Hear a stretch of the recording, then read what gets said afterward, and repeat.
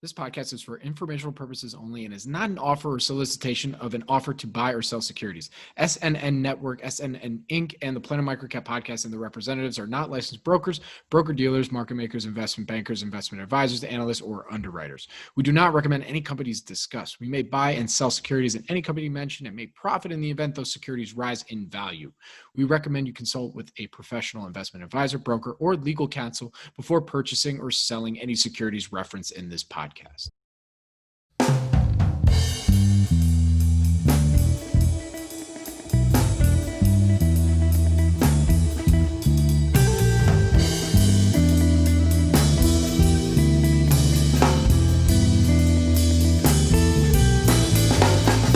Welcome to the Planet MicroCap Podcast. I'm your host, Robert Kraft, and thank you all so much for the support and for tuning in. You can follow Planet MicroCap on Twitter at Bobby K. Kraft. That's BOBBYKKRAFT. And you're listening to episode 138. If you have any questions or comments, please feel free to tweet at me or shoot me an email at rkraft@snnwire.com. And when you do get a chance, if you like what you hear, please rate and review Planet MicroCap on iTunes. It really helps provide feedback for me and spread the microcap message. Now, I hope you all had a great, fun, and most importantly, a safe Labor Day weekend. Us crafts are actually taking a few days later this week to go to Palm Springs. My first time getting out of town, getting out of LA since November 2019. So I'm really looking forward to it. And also wish us luck. This is our first overnight with our baby, our 7.5-month-old. And let's see how she adjusts to sleeping at an Airbnb and gives mom and dad a couple extra Z's. I'm really I'm hoping, but it should be okay. So this week, be sure to check out our full slate of podcasts. Our theme this week actually happens to be some of the events from last week, where we saw a little bit of market volatility. So as much as I'd like to say that we don't want to pay attention to the broader markets on a daily basis, especially as microcap investors. But, I think it's pretty safe to say that in practice, that's extremely hard, even when things are relatively chill. So, and I think we can all agree that right now things are most definitely not chill. So having said that, on yesterday's new episode of Avoiding the Crowd with Maj Swaydan, we discussed last week's volatility. And on days like we saw, how he enjoys looking at Form 4s and seeing what insiders are doing. So check out this episode to see why on Apple, Spotify, YouTube, or Podbean at avoidingthecrowd.podbean.com. And in the upcoming episode of In the Market Trenches with Gary Reeby and Eric Fure, similar theme, but they asked the question and discussed whether or not price discovery is breaking down. Also, how should investors think about the fundamentals of a potential investment in times like these? Has it changed? It's a great conversation that you can hear, again, also on Apple, Spotify, YouTube, or Podbean at inthemarkettrenches.podbean.com. We're also taking a week off from the Investors Roundtable. See my Palm Springs comment above. Take a couple days to think of some more awesome episodes that I want to do in the upcoming months and years and forever. But in all seriousness, thank you for watching, and thank you to all our panelists for participating. This show is a ton of fun, and I'm really excited to keep the train moving here. So subscribe to the SNN Network YouTube channel to be notified of each new episode. That's youtube.com/SNNWire. And very soon, as I said last week, we'll be creating an audio-only stream so you can listen to the show wherever podcasts are available. Now, for this week of the Planet MicroCap Podcast, I spoke with Jeff Henriksen. He is the founder and managing partner of Thorpe Abbotts Capital. Jeff and I met when he joined me on the Investors Roundtable, episode number 6. We had a great time on there, and it was time to highlight his investing thesis and philosophy. One of the reasons I love asking and getting to know my guest backgrounds is that it usually is an indicator into their investing worldview. And Jeff's story has a very interesting parallel. Get hyped for how Jeff's undergrad thesis about the difference in how Revolutionary War soldiers viewed their experience during the war as it was happening to 50 years later may have influenced Jeff's focus on mispricing and how creating a system around finding those opportunities just there's some interesting parallels there. So thank you again for tuning into episode 138 of the Planet MicroCap podcast. And without further ado, please enjoy my interview with Jeff Henriksen.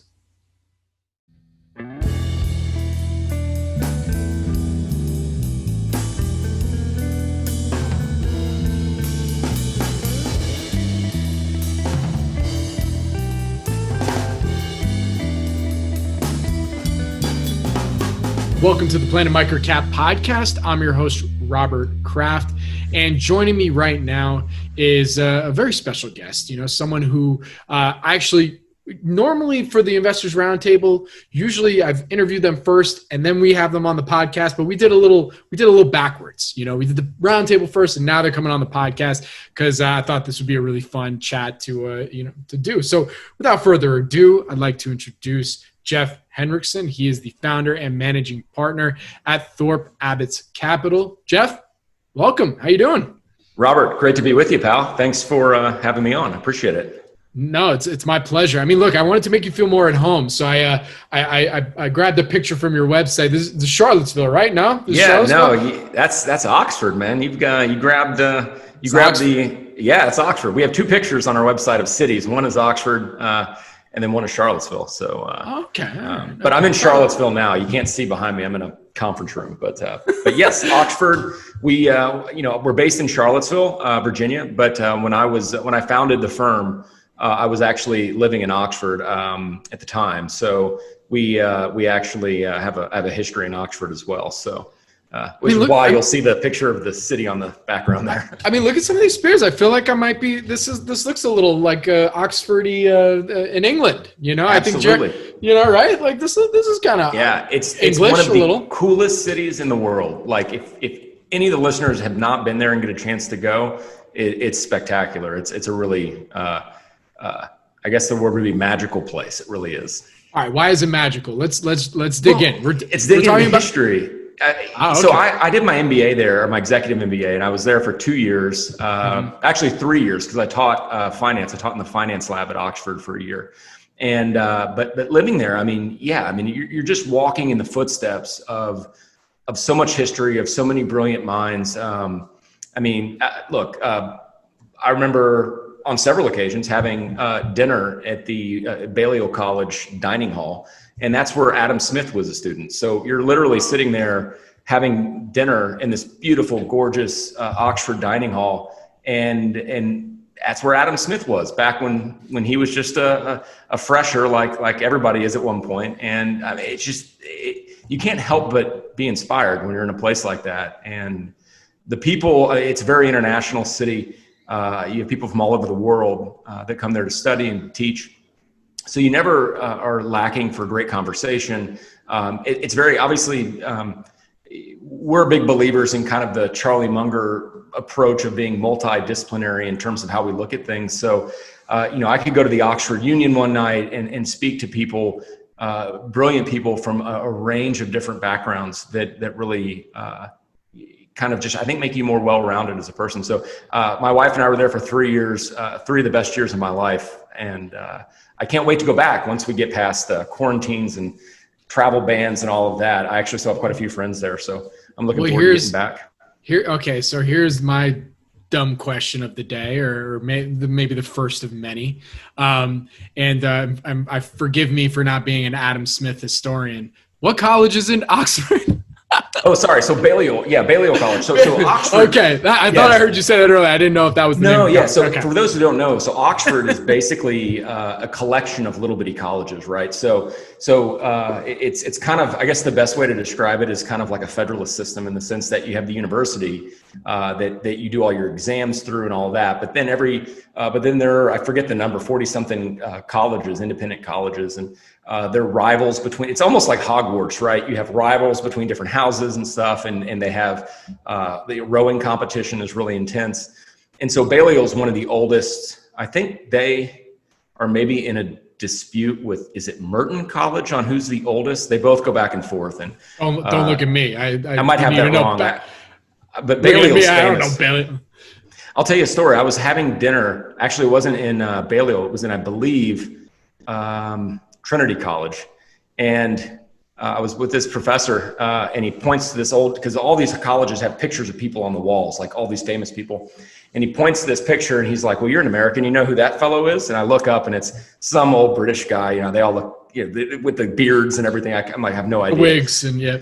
And he's like, oh, that's the chap that lost us the colonies.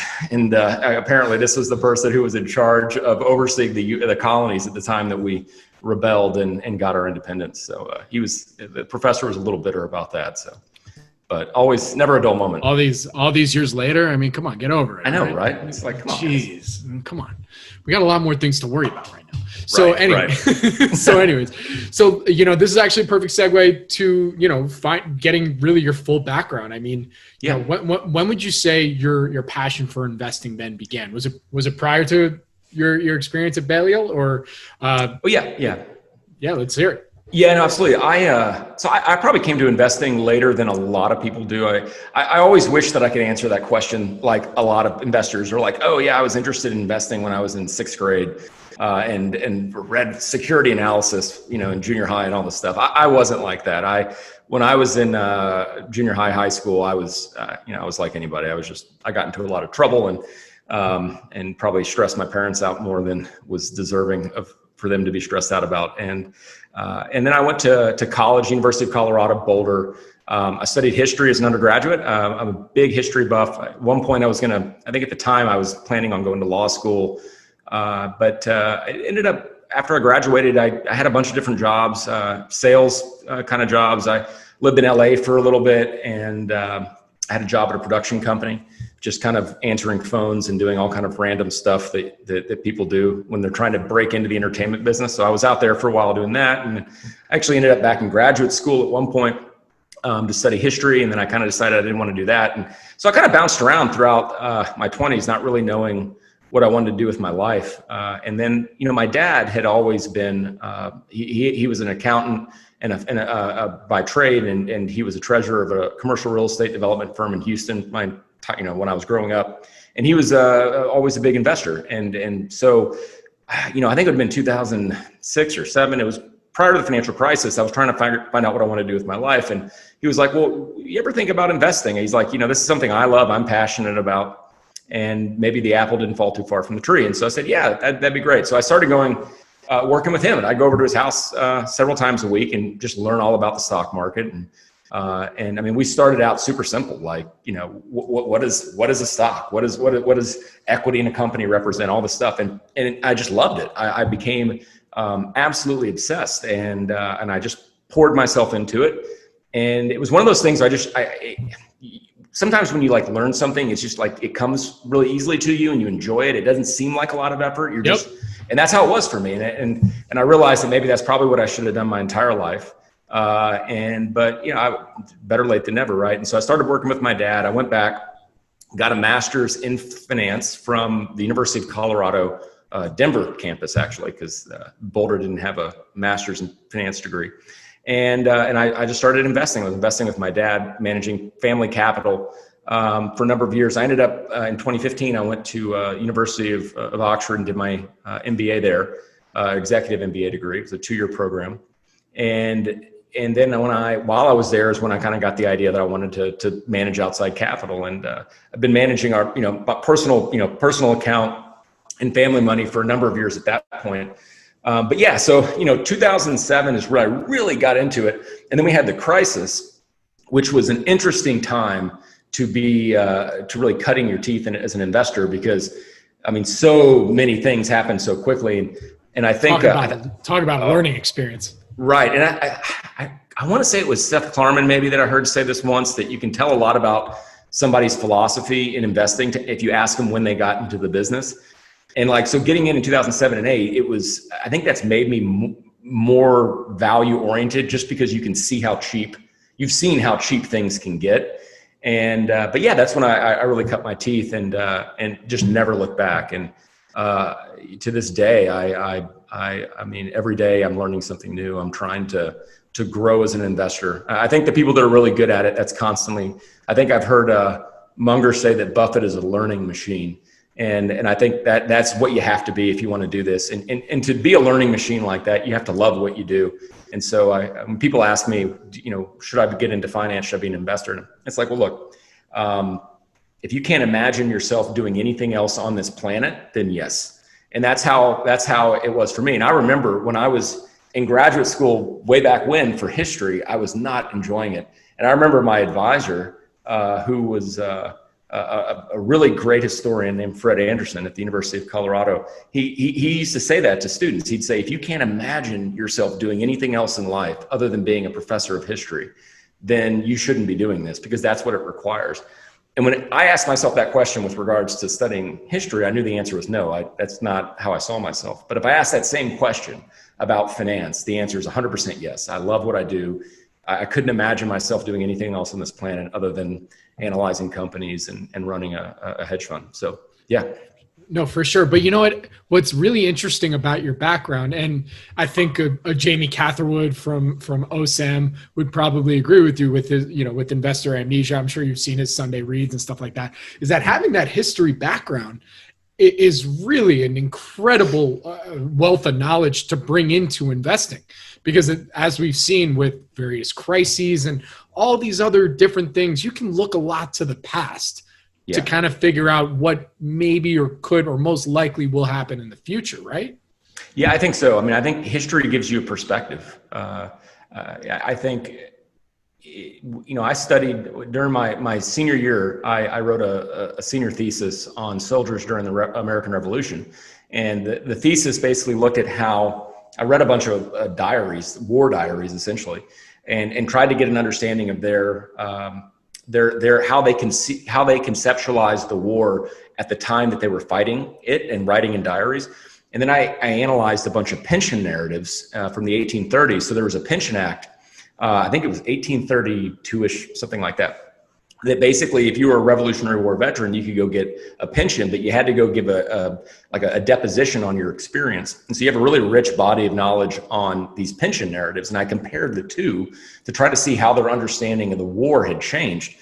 And it was fascinating because I didn't realize at the time that I was going to be so involved later in life in behavioral economics. But I've gone back and read, my undergraduate thesis, and I'm like, man, a lot of the things that I see in terms of how current environments shape narratives and shape how people interpret events. I was tapping into it back when I was a senior, because that's exactly what happened to these soldiers during the American Revolution. Their understanding of the war had been influenced essentially by the history of early America, and the way they understood and looked at the war as old men reflecting upon it differed vastly from how they looked at it when they were fighting it. When they were actually fighting it. And so I think the more I've studied history, the more I've realized that it is so intertwined with so much of what we do.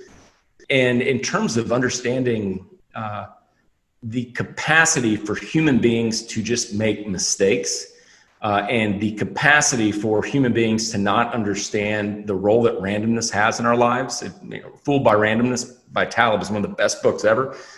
When I go back and look at history, I see instances of it all over the place. And so I think it really reinforces, in a way, my own beliefs in terms of how economies operate, which at the end of the day is how human beings operate when they actually are in the trenches making a decision.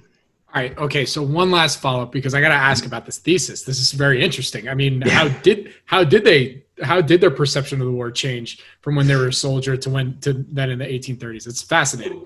Yeah. Who else writes about that? That's incredible. Right. I mean, it kind of it's probably a weird topic to write about, but so when they were fighting the war, and I'll try to be quick because I could talk a lot about this, but I'll try to be really quick. So when soldiers were going through the experience of fighting the war, they were very much, they understood things through a very religious mindset. And people probably don't realize this, but a lot of people that were actually charged with fighting the British took a very, what's the word I'm looking for? They believed that the American Revolution had a very cosmic significance in the sense that they were God's favored people to win this war, and that the Brits represented tyranny on earth. And so when they were fighting, they were constantly searching for signs that God favored their cause, essentially. And you saw it in the way they wrote, what they talked about. They were very reflective on connecting their experience with this religious element that implied a ton of uncertainty. Yeah, like something bigger than themselves. Yeah. Right. This was something that was bigger than themselves. And there was just a lot of uncertainty that you could tell by reading this, that they were very uncertain as to whether or not God did in fact favor their cause.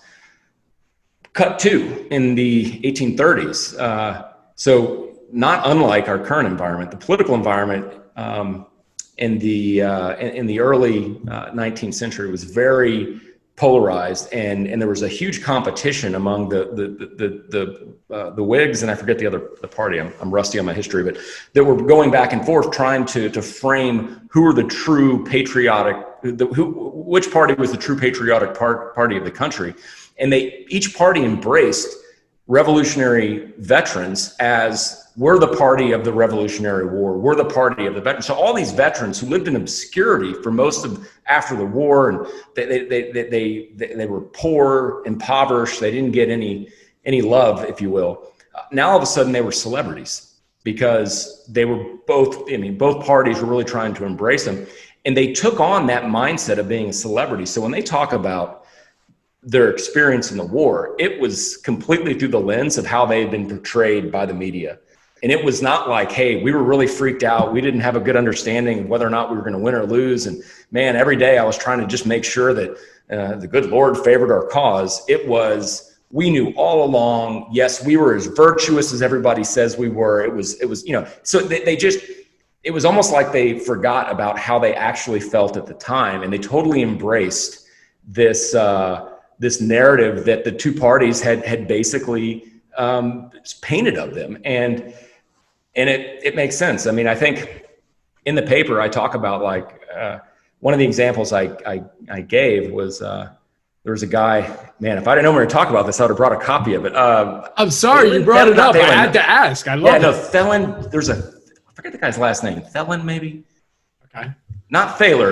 We can talk about Thaler or Richard Thaler, but there's a historian. I think it's Thelin or something like this. But anyway, he looked at memory. It up? I can look it. You want me to look it up? Oh, it's all right. Yeah, I can. Okay. But basically, an example he gives in his book is he gives an example of how if you know a couple that always got along, whatever, and then you learn Bob and Linda are getting divorced.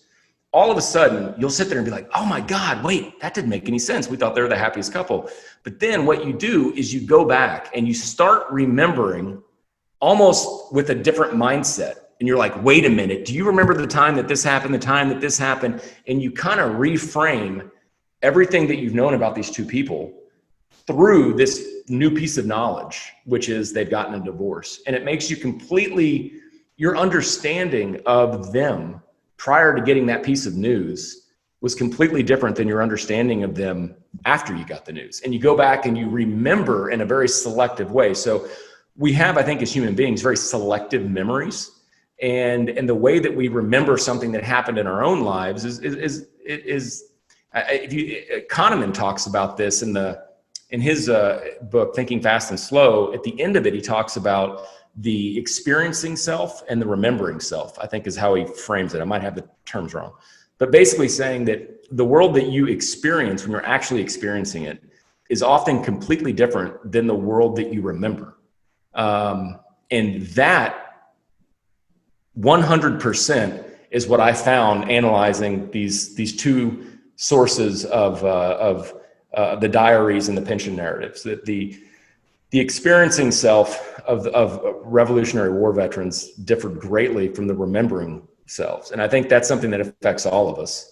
I mean, the parallels between that and investing, I feel like we could go on for hours. Now.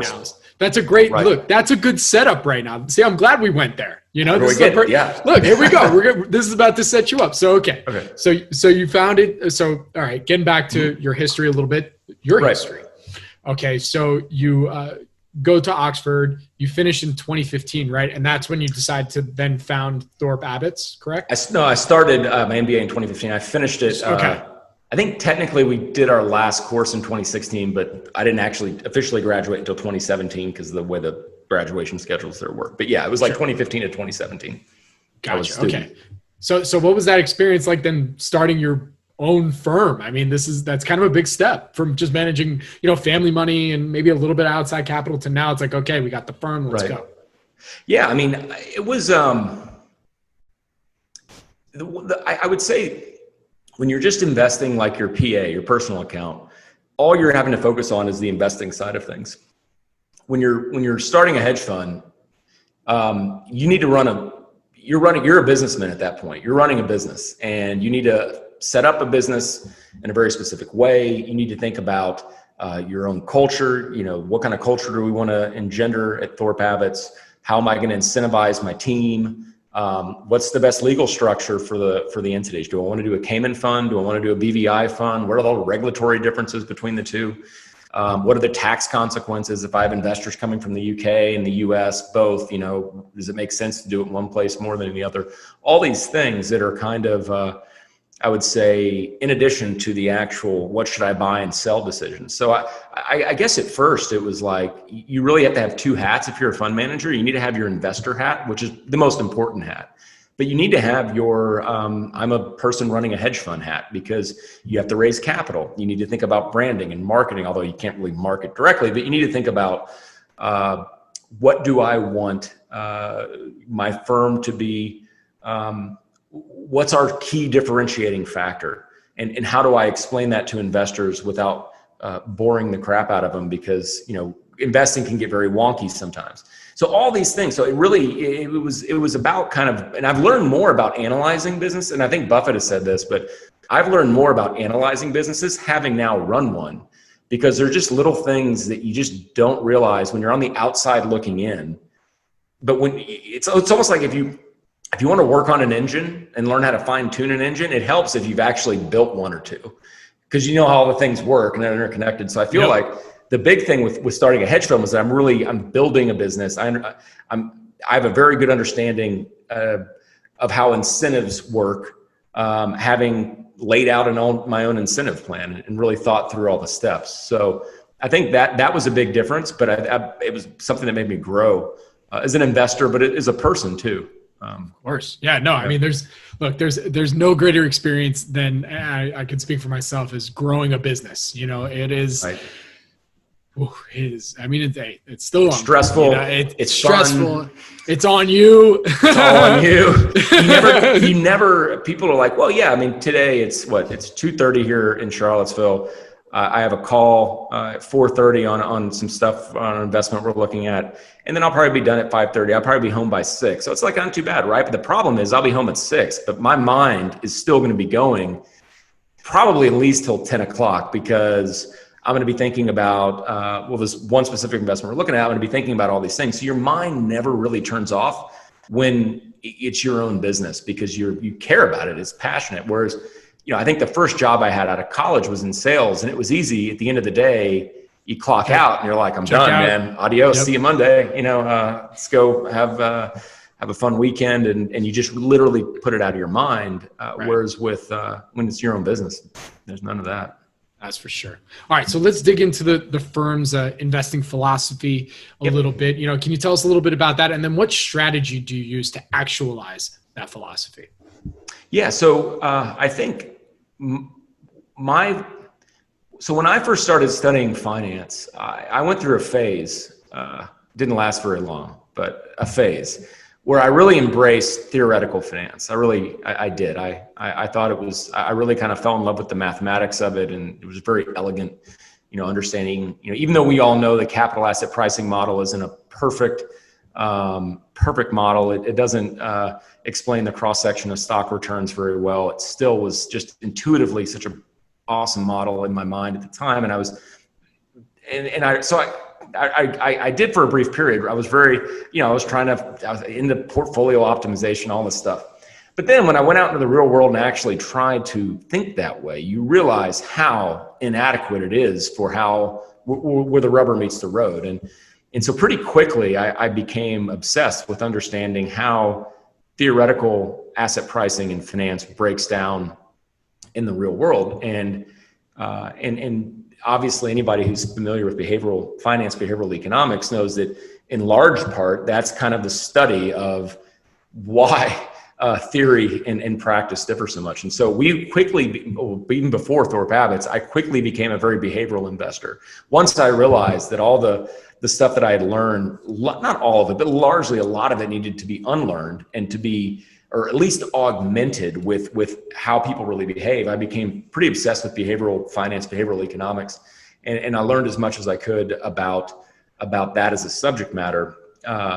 And so the founding philosophy of Thorpe Abbotts was very much behavioral finance in nature, in the sense that our view is that, look, absent mispricing, I shouldn't have a job. I mean, what we should all be doing is what the academics tell us to do. We should just be owning very diversified portfolios, and in the ratios between equities and fixed income of some sort that reflects our risk tolerance. But we shouldn't try to pick individual securities. The only reason that anybody would want to spend their entire lives analyzing a company is because they have a fundamental belief that mispricing happens. And so we really quickly became, or I rather, when I really got into becoming a full-time investor, realized that I need to be better than anybody in the world at knowing why mispricing happens and how to find it.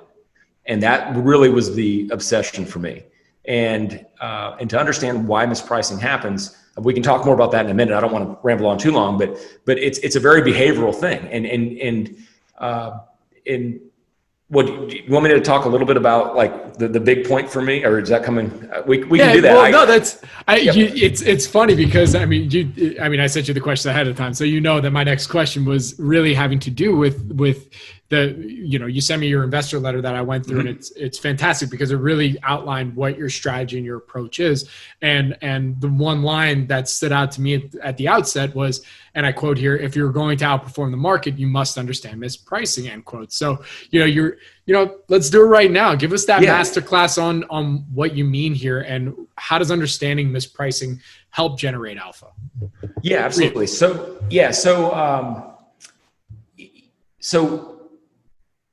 if you think about why market efficiency should work, it should work because crowds are supposed to be wiser than the individuals that they comprise. And so one of the examples when I was at Oxford that I had a professor of economics there, Mungo Wilson, brilliant guy, probably the best professor I've ever had in my life. And he would give examples of these experiments that people do, and that you could run them any number of ways. You can ask a large crowd. I think the famous one actually took place in England sometime in the 19th century, where a guy brought a steer. It was at a county fair, like at a stock show, and he brings a steer up on stage, and he asks the crowd to guess the weight of the steer. And the first time, if you do that, and everybody's basically, and you can do these experiments multiple different ways, but if you do it the right way, which is don't anybody talk to anybody else, just come up with a guess, write it down on a piece of paper, and put it into a bucket, right? If you take all the guesses and you average them, right, it's almost always extremely close to the right answer, right? It could be the weight of a steer. It could be the number of pennies in some, huge 50 gallon drum. It could be any, what's the weight of 10 army tanks? I mean, whatever. It could be any kind of random question. If you get a large enough crowd and they all are independent in their guesses, if you average those guesses, it's almost always going to be extremely close to the right answer. Why? Well, everybody's guess is the right answer plus some error term. And if you have enough people and the errors aren't correlated, they should cancel out, and you're left with something pretty close to the right answer. Now, if you run those experiments and run them in a different way, where you inject bias, maybe you have an expert who yells out what they think, or you allow people to talk, all of a sudden the experiments completely break down, and the average is nowhere even close to being right, because all the error terms are no longer uncorrelated, they become correlated. And so market efficiency it assumes that we're all rational, optimizing mathematicians of a certain sort. And so basically, if the market is wiser than any individual, because if we're all rational, independent, optimizing machines, then we will be in the situation where everybody's guess is the right answer plus an error, and then the errors won't be correlated, and the market price is going to be pretty close to the intrinsic value of the security. However, we know that wisdom of the crowd should work, but it breaks down because bias gets injected, systematic bias. It has to be systematic in nature that skews everybody's answers in some wrong direction. And so to me, that's what causes mispricing. It's when systematic bias is basically taken hostage of everybody's independence in terms of how they come about thinking about what the answer to some question is. In this case, what's the intrinsic value of the stock? When bias basically hijacks everybody's views and shoves them in one direction, that creates mispricing. And so our view has been to focus 100% on understanding how we can find that, because a lot of firms, they say, look, let's go find great businesses, or let's find very cheap stocks. And I think that's admirable. But if there's no bias, then it shouldn't be mispriced, right? And bias can come in a lot of ways. It's not always obvious. The podcast that we did before, Jeremy Deal was on there, and he's a big growth investor. And he and I have had long conversations about how high growth companies get mispriced, and it happens. But you need to understand, basically, our view is that the root cause of alpha in the market is buying something that's mispriced. And so we believe in starting from the point of let's go look for mispricing, as opposed to let's go try to find this type of business or this type of business, or I'm bullish on this industry. Our view is completely different. It's like, let's start by looking for systematic correlated errors in the markets, because when we find that part of the market, those companies are more likely to be mispriced. And then once we have that subset of companies that we think are more likely to be mispriced, now we go and do our fundamental bottom-up analysis to find out whether or not they really are mispriced. And so our view has always been starting almost from the opposite end. So instead of trying to figure out or starting with either really cheap companies or expensive companies or growing companies or whatever, let's start by trying to identify mispricing. And then once we identify that subset of the market, that's the most promising part of the chessboard, then let's dive into those companies and understand what's going on and try to figure out if they are mispriced or if they're not mispriced. So now it makes perfect sense why then the next part of this letter, you then go in depth on your search strategy. Because at the end of the day, like, that's what it comes down to, is that if you're going to find mispricing, you have to optimize, well, how are you going and finding it? Right. So, So like I said, you made a point to highlight the firm's emphasis on creating a search strategy. How does the way you search for investment opportunities, how is that more than half the battle when it comes to outperforming the market? Yeah. So and then also, as a second part of that question is then, what is your strategy to then find companies that are mispriced? Okay, perfect. So I have to give credit. So a big influencing figure in my life was Bruce Greenwald at Columbia University. He used to run the value investing program there, and I was fortunate enough to get to go do the executive education version of that way back when I was really ramping up as an investor and learning a lot about different investment styles. And so I went and spent a week in New York. And way back when is not that long ago. Right? Okay, sorry. I mean, it's not way back when. It feels I'm 41, so it was this would have been 2009 or 10, 11. No, it might have been a little bit later, 12. I can't remember. I have to go back and look. Maybe it's like 2000. Might have been 2012 actually when I went and took that class. But anyway, something like that.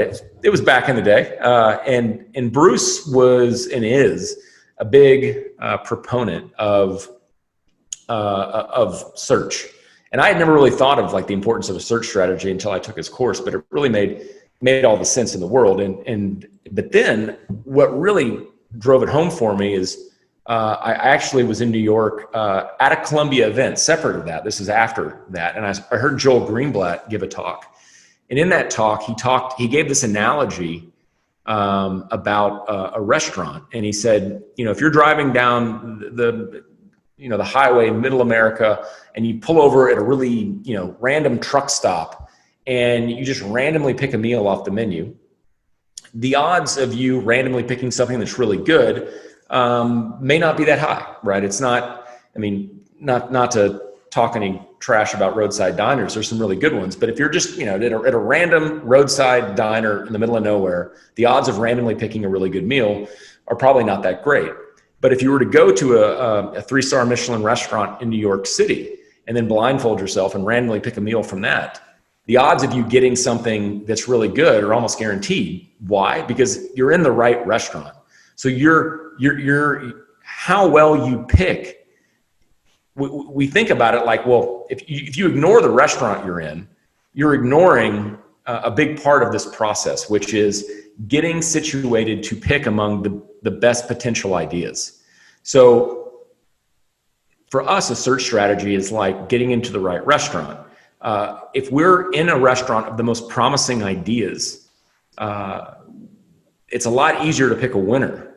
It's like being in that 3-star Michelin restaurant than if you're in the middle of nowhere on a roadside trying to pick a good meal.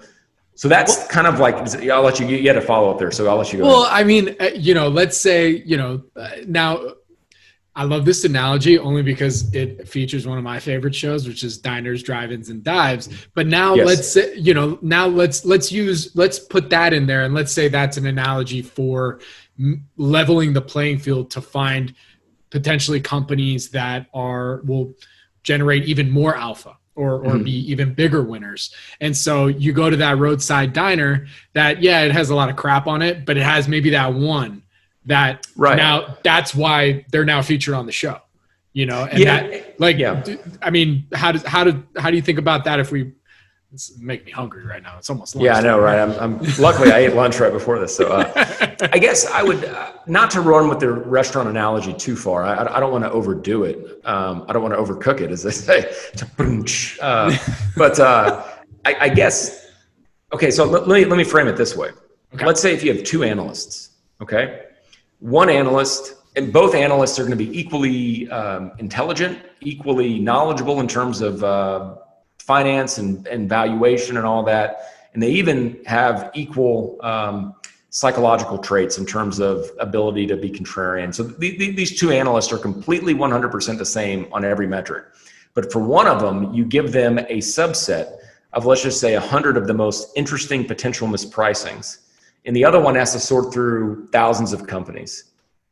If you have a really good subset, a lot of the heavy lifting has already been done, simply because you're already looking at a menu that's been refined, and man, these are the ones that have the most potential to be mispriced, which, if you believe in what I'm arguing from before, that's giving you the biggest upside in terms of alpha generation.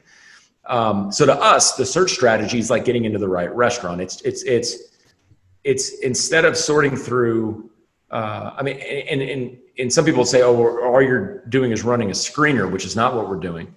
But it's to try to get into the areas of the market that are most likely to have true mispricing. And when I say true mispricing, there's mispricing and there's superficial mispricing. There are some things that look mispriced, but they're really dying, terrible businesses that are not mispriced. And so there's that element. But if you're in a part of the market that is the most ripe in terms of having potential mispricings, our view is that you can go a lot further in really digging into ideas, knowing that you're not following up.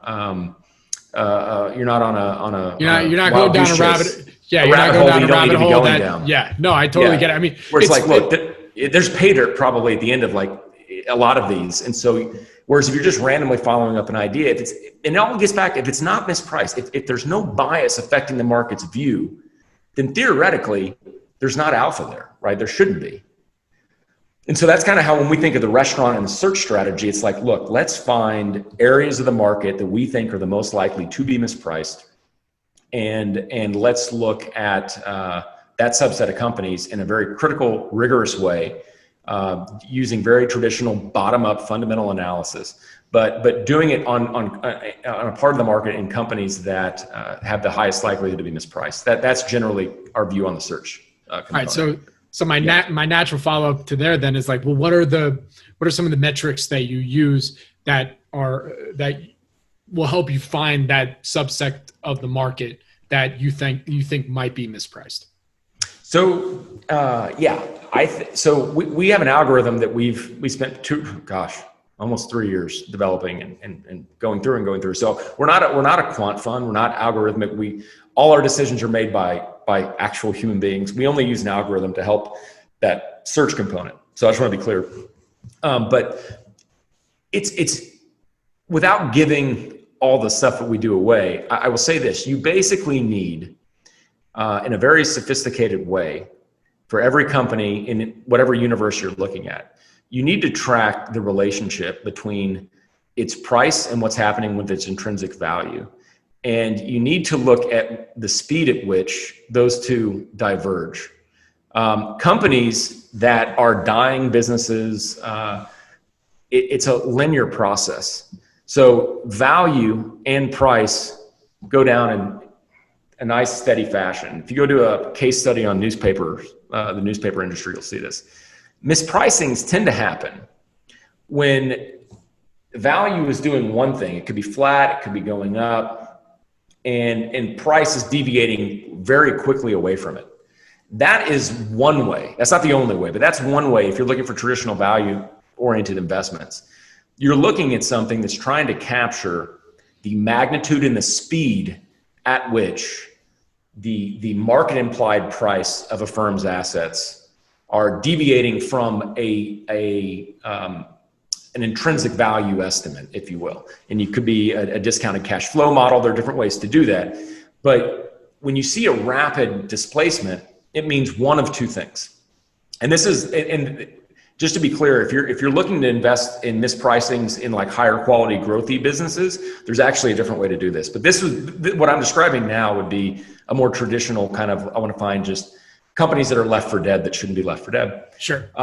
You are looking for the speed at which the market's implied value of their assets has deviated away from what the actual value is doing. And when that happens, it means one of two things. One, either something has happened that has caused that is justified, or the market has overreacted to something. It's one or the other. It's either something fundamentally has changed with the business that's caused this massive just deviation, or the market's overreacted. So when you're doing this, you want to, you need to be very careful, because every company has a different history, and it's about the company's, it's about that relationship as it exists between the price of a company and the intrinsic value of the company. So there's a relationship between the price and the company itself, but then there's a relationship with that company and every other company too.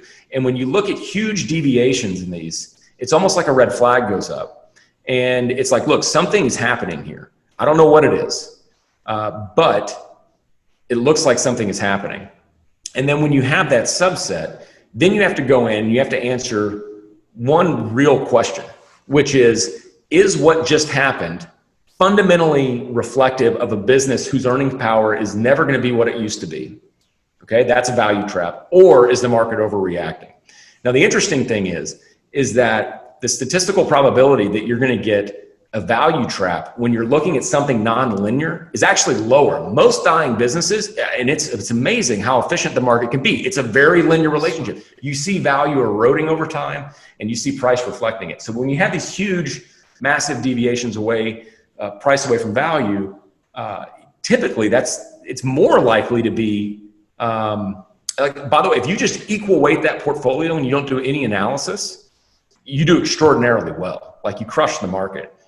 But it's a volatile strategy, because there are times when you don't do as well. But overall, it's a very if you wanted to make a quant strategy out of it, I think you could. But when you get these signals, basically our job as analysts then is to go in and say, okay, what did the market react to? What is the market's narrative of this? And if you know, I talk about economic narratives, narrative economics a lot. What is the narrative here that the market believes?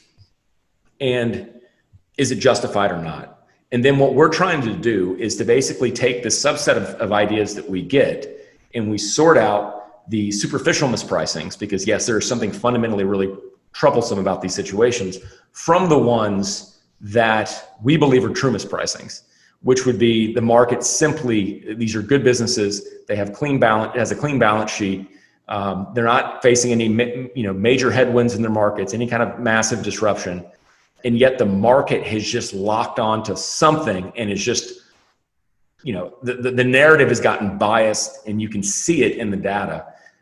Those companies are what you want to own. And I'm telling you, when you own them at the right prices, the alpha that you can get on them is insane. Because these companies, the upside, so the situations that we look at, we're looking for situations where the upside is 2x, 3x, and the downside is, if I'm wrong, maybe 20 to 30, 50% maybe max, right? Your downside is always 100% because unforeseen things can happen. Of course, right. But right. we're looking for things with just massive skew that we think the market is completely overreacted to. So it takes us to very interesting situations. But I guess to kind of come back to the search component, a lot of that heavy lifting is done by the algorithm. So when we get ideas that cross our desk, it's like, okay, I pull this thing up on Bloomberg, spend a half an hour figuring out, okay, what's the market really reacting to? Let's go. Yeah. And I can just imagine being so stoked when you see that you do. Oh yeah. And you're like, okay. And so then let's go. my head analyst, Adrian, we get in the same room. We're like, okay, give me the bearish thesis on this. What does the market think is happening? And we go through it, and we go immediately to the Charlie Munger style of like, I want to go find out where I'm going to die. That way I never go there. So we try to understand, we construct the bear thesis first almost. Like, tell me why, make an argument on why we should short this thing. And then we build that argument because we want to understand the narrative that's caused this massive deviation. And then we make the argument for why wouldn't you not want to short it? And then we try to sit there. And if you think about it, I heard, actually go back to Oxford. I saw David Einhorn speak at Oxford when I was there. And he talked about how investing is almost like a debate between bulls and bears, because he was speaking at the Oxford Union, which is the debating society. And so what we try to do is we try to construct the bear argument and then the bull argument. And we already know that statistically, the restaurant we're in is already really, really favorable. But then we go very deep into the idea. And then when we're happy that we're actually owning a true mispricing, the next thing we have to do is figure out what's the catalyst that unlocks the value. And to us, we have a thing that we call the locus of control. We don't call it, I guess that's what it's called. But we want whatever the catalyst is, needs to be within the locus of control of the company. It can't be something external. So I don't want to own an over-levered oil company in the hope that oil prices recover or something like that. What needs to happen to make this thing mean revert needs to be something that the management can control themselves. That's key to us, because we like to be in situations where the fate of the company is dependent upon management action well, I'd say pretty much the fate of the company is not dependent on some exogenous factor that management has no control over. I guess I should say it that way. Right. And so we look for the specific catalysts. This is the bull thesis. This is why the market is absolutely wrong on this. And this is what is going to happen to cause the market to realize that it made the mistake. We want to see all of that laid out. And then when we in our core portfolio, we start from kind of an equal weight position, about 20 to 25 of these types of ideas. We don't need to get every one of them right. As long as we are right, that our downside is relatively limited, but the upside is 2x, 3x, big upside. And so that's kind of when we're looking for just, massive asymmetric kind of situations. To us, this is the most exciting type of investing to do, because it's a little bit more difficult because you have to sell, right? You're not owning a lot of these because they're great businesses. You're owning them because this is a mispricing, which means you need to have a very strong sense of what it's worth and then be ready to sell it when it gets back to there, because this isn't the kind of company you want to hold. Literally was just going to ask that next question in terms of time horizons, because right, what you're saying is that you're seeing that there's where you have an expectation of where it should be, and yet you're buying it right here. So depending on every name in your portfolio could have a completely different time horizon where you're like, okay, if I'm reading this correctly, the catalyst should take effect maybe in 6 months, but this other one, it could be 2 years, to realize that net gain. that you expect to see. So how do you guys think about time horizons? Is it more just like, okay, just be ready to sell at this point, even if it continues to go up from there? Yeah, I think so. With every company, we have a basic, I won't say it's basic, but we have a standard procedure we go through in terms of placing a value on it. And so we have kind of an earnings power valuation. We actually do use DCF to some degree, although we're very conservative in how we use it. But we have an idea of what we think the company is worth, or a range, I should say. We never believe that you can say specifically what a company is worth. But so I'll give you an example. I won't name any names because we're actually in the process of exiting an investment right now. But I'll just give you some numbers. So company we looked at was trading, I think at the time we made the purchase, sub $10. And we had the view that there's headwinds to the business, but the market had been so pessimistic on whether or not, or on the company, that even if the main headwind that it was facing continued, it was still vastly undervalued. So we said, look, let's just assume that the problem facing this company doesn't really abate. It doesn't get worse, but it doesn't abate. What does that margin profile look like? Let me go ahead and model this out and figure out what that implies in terms of cash generation and what that company is fundamentally worth. We did that. It's between 12 and 13 bucks. Okay, well, what happens if the problem they're facing, if they're actually able to solve it, and we get back to the margins this company historically was able to earn? And the number there is like, it's worth closer to 20. Okay, so we're coming in and we're saying, all right, well, look. And then we always take a very deep look at the company's capital structure to ensure that that there's not any meaningful financial risk in terms of leverage, which there wasn't for this company. It actually was had net cash on its balance sheet. So what happens? Cut to, we paid around $750, maybe $760, something like that for this. Stock rallies back up to a range on our first level of price target. So this is what the company is fundamentally worth if their problem is not solved, but doesn't get worse. Well, we got there, okay? And so that was like about a little over a 50% gain on this company in a short period of time. And this happened in about 2 months, a little over 2 months. So now we have a decision to make. Okay, well, do we see fundamental improvement upon the issue that we're worried about, which would imply this company might be worth closer to 20? Or do we see that persisting? And what's the risk reward that we're at right now? At 750, the risk reward was amazing because really I don't need much of anything to happen. But now I actually need to see some improvement. So the risk reward dynamic has changed. And how do I relate that to other ideas I have at the moment? And ultimately, the decision we came to was that we have ideas that have more clear-cut catalysts that are even cheaper. So let's go ahead and take our 50% and change gain in this name, which we got over a very short period of time, and let's recycle that into investments that we think have more upside with clearer catalysts in the short term. So that's a long way of saying, how did we do that? Well, we established intrinsic value estimates around a couple different scenarios. We saw where we were kind of vis-a-vis those scenarios and what the implied risk return relationship was at that point. And then we made the decision that actually I can get better risk return selling this idea and putting it into new ideas that we think have more upside. So that's kind of how we think about it. Whereas if you're owning a wonderful company that can compound, you own it, right? You don't have to worry about any of that. Just own it. You go to the beach. Whereas with this, you really need to follow developments. So that's the trick. You got me fired up. I mean, it would be so fun just on a daily basis. Like, I don't mean to say it like this, but you click the button, see what's going on. You're like, oh, sweet. Okay. So now we know what we're focusing on today. I mean, is there ever a time you do that process? Sorry, I don't mean to simplify it that much. You click the button. All right. You see the same company in there for like a couple weeks at a time. I mean, you talk a lot about trying to take bias out of it, but do you almost see kind of a confirmation bias when you do see the same company, when you click through, you see that, does that come through sometimes? And you're like, okay, well, we now have to look at this, even if it wasn't something that when you built the bearish thesis, you're like, okay.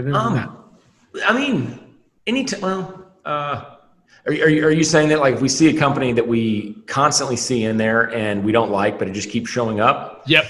No, we're pretty good about that because we have we kind of, I don't know if that's the right way, but we kind of have these companies kind of take on personalities, right? So it's like, that there'll be some small cap company that will show up there's a lot, I'm not saying one, but there's several that show up regularly often. And it keeps coming back up, and why it's in there, right? You understand when we basically designed this algorithm, so we know what triggers it, right? And so I'll see a company will come back in, and I'll be like, look, I know why the algo is picking this thing up, and yes, it looks really cheap, or it looks like it's had another big deviation, but I also know that this is a fundamentally challenged business, and this is just not anywhere you want to be, right? And so we're pretty good. I'd say we're really good about steering clear of, give you an example. So it's the classic, it's like the Bed Bath & Beyond story, right? I went through a period where it's like every value conference I went to, there was somebody that was pitching Bed Bath & Beyond as a value investment. And it was the same story. It's like, look at this, juicy cash flows, all these things.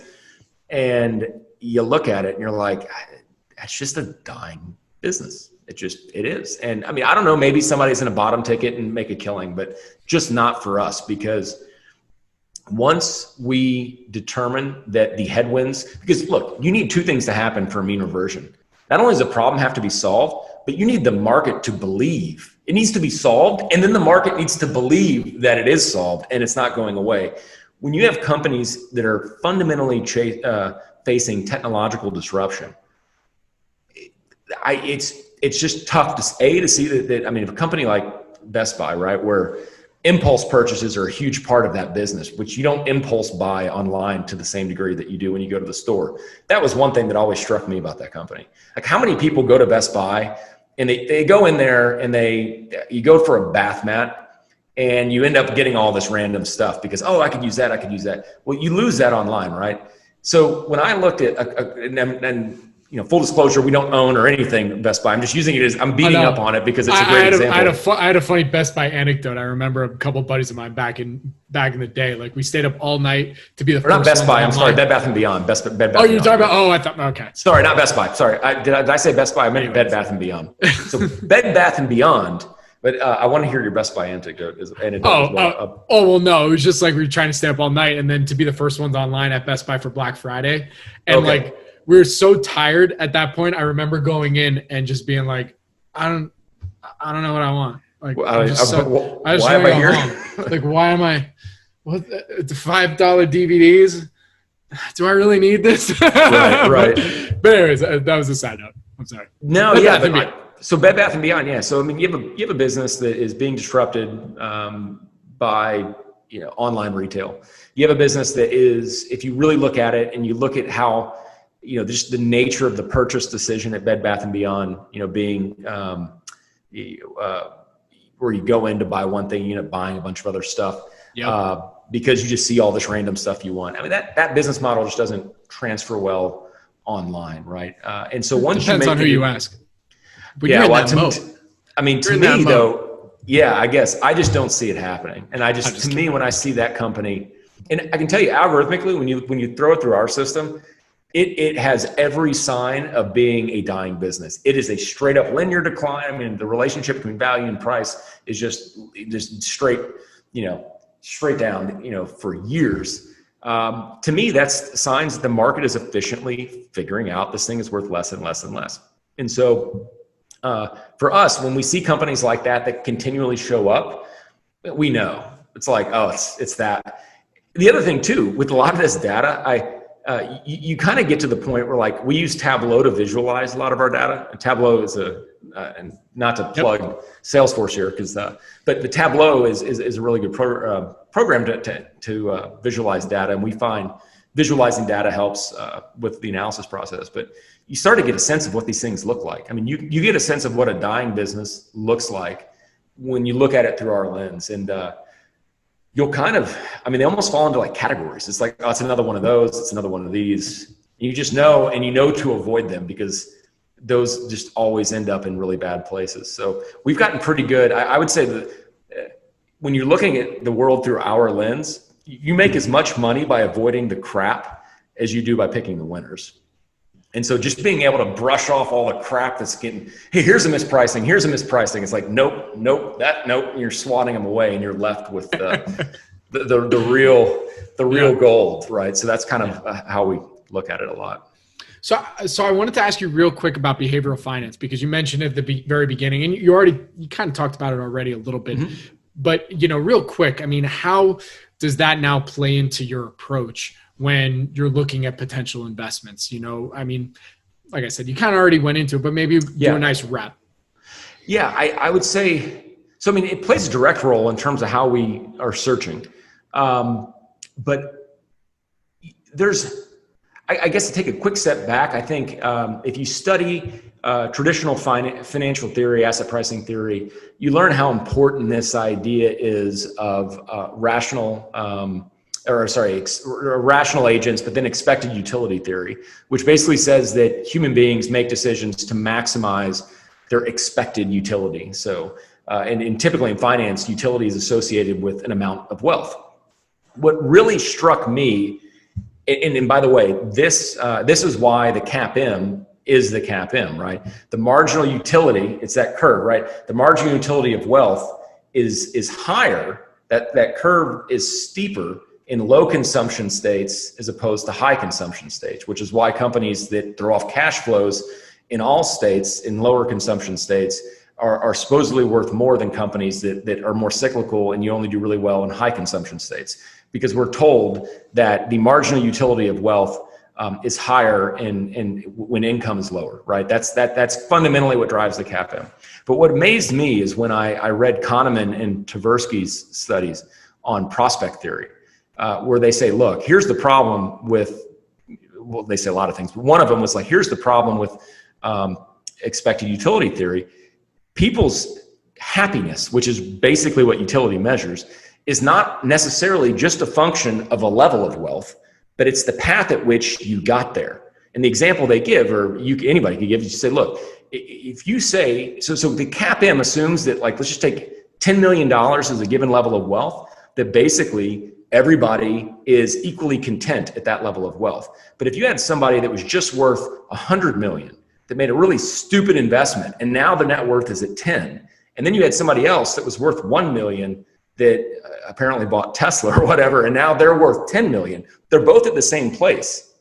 However, they came from completely different directions. One person just lost 90% of their net worth. The other, just 10x'd it. So to say that these two people have equal utility is crazy, right? It makes no sense. So prospect theory to me was a big driver of why I really became obsessed with behavioral finance. And not that prospect theory is part of behavioral finance. It really came out of, it was Kahneman and Tversky. It's been more used for behavioral finance. But if you believe that expected utility theory is, imperfect, then all the asset pricing models that are based upon it are also all screwed up. So where do we use behavioral finance? So I think it's very interesting to have this view of the world that the majority of what you're taught in business school in terms of how theoretical asset pricing works, what if I were to tell you that most of it's all wrong? Like, it's all wrong. You need to go learn it so you can unlearn it. And if you realize that a lot of it is just based on really bad assumptions, because it's easier to make those assumptions because the math is easier and more elegant, then all of a sudden you can realize how messed up financial markets potentially could be in terms of mispricing. And so for us, we try to understand and use behavioral finance to understand how people are making mistakes, and then try to leverage that knowledge of how mistakes are made to generate alpha. So that's kind of how we use it. But at the end of the day, it's about why human beings are not the rational utility maximizing agents of financial theory. And I think anybody that sees how people really behave, it's not a huge stretch of the imagination to, imagine that people don't act in this perfectly rational way. And then finance theorists would say, of course, not everybody does, but then there's an arbitrage opportunity, to which I would say, well, there are limits to arbitrage. And you have instances when you see massive systematic bias affecting prices. And so our goal as a fund is to go out, understand how all that works, and to find it, and then to pull out all the profits we can by doing that, in terms of going in and finding mispriced assets, buying them below their intrinsic value, and then watching mean reversion occur.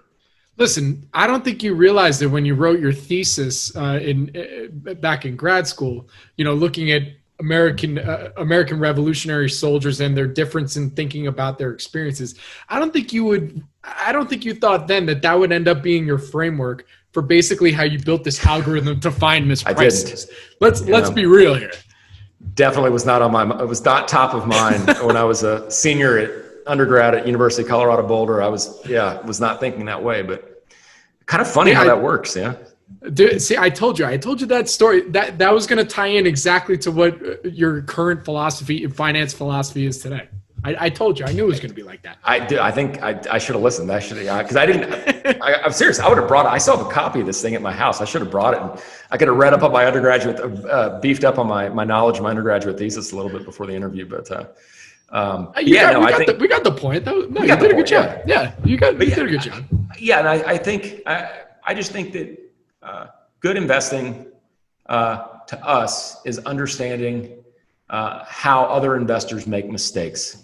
I think if I had to sum it up, because if other investors don't make mistakes, then there are no opportunities. If every investor does the right thing, then everything's efficiently priced.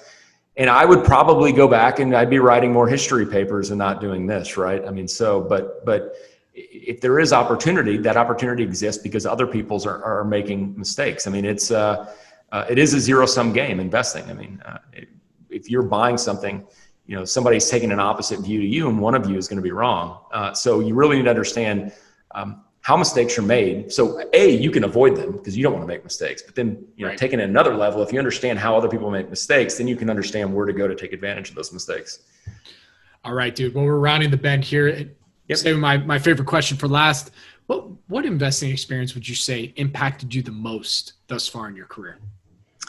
Man, it's hard to say any one. I mean, I think the financial crisis, obviously 08, 09 was a big impact on me to really see how cheap things could get. But I would say that week I spent in New York studying at the Columbia program had a huge influence on me in terms of the importance of search. And thinking about the thing that amazed me about that week is that everybody I was with kind of blew off the search component to a degree. I won't say they blew it off, but for some reason that week just stood out as like, I need to develop a search strategy. Like nobody really is doing this. I need to think more about it. And that really, I mean, everything I've learned about behavioral economics since then has been really designed and geared to develop that side of our business. So I'd say that week in New York was probably one of the most influential moments or periods. But the financial crisis, experiencing that was hugely impactful.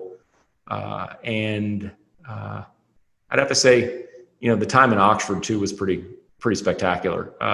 I think what Oxford really taught me, and something my investing had lacked up until then, was I think finance geeks like myself, we can get obsessed with numbers, but there's actually another side to business that you really need to understand, which is the qualitative element of a business, understanding whether or not a business's incentive structure is aligned with its corporate strategy, things like that. I think I really got a better sense of when I was at Oxford. So that's helped a lot. So that's not one answer. I don't have one magical moment. I'm going to kind of throw a few out there that have been a big influence on me. Well, I think that's a great way to end it right there. So Jeff, where can my audience go and find more information about you and Thorpe Abbotts Capital? Yeah, so we have a website, thorpeabbottscapital.com. We a lot of information on there. And then there's an info at Thorpe Abbotts Capital that people can reach out to with questions or whatever. And yeah, I would go to the website. We're going to be revamping the website probably at the end of this year, just make it a little bit more sleek, I guess. But all the content's going to stay basically the same, and it's a good starting point. And then yeah, info at thorpeabbottscapital.com is the place to go to send an email to. Awesome. Well, dude, Jeff, this was so much fun today. I really do appreciate it. Man. I learned a lot today. I realize I know so much about Oxford now. And I'm telling you, you got to go visit, dude. You got to go. And when things open up. When things open up, yes. When it's safe to travel, Oxford is got to be on top of the list. It's and then if you're there, you have to go punting. That's the big thing, where you push the boats, and get a big stick, and you're on the boat. You go punting, like go to the football field, go to the football field and kick the ball. And punt yeah, you can do that too. You can bring one with you. So, yeah. Well, thanks again, Robert, for having me. I really appreciate it. No, thank you, man. Talk to you soon. Okay, thanks. See you guys. All right. And Jeff, for full disclosure, do you own or not own any of the names that were mentioned in this interview today? We spoke about Bed Bath & Beyond, yes. Which I do not own. And I think mistakenly I mentioned Best Buy, which we don't own either one of those names, no. This podcast is for informational purposes only and is not an offer or solicitation of an offer to buy or sell securities. SNN Network, SNN Inc., and the Planet MicroCap Podcast and the representatives are not licensed brokers, broker-dealers, market makers, investment bankers, investment advisors, analysts, or underwriters. We do not recommend any companies discussed. We may buy and sell securities in any company mentioned and may profit in the event those securities rise in value. We recommend you consult with a professional investment advisor, broker, or legal counsel before purchasing or selling any securities referenced in this podcast.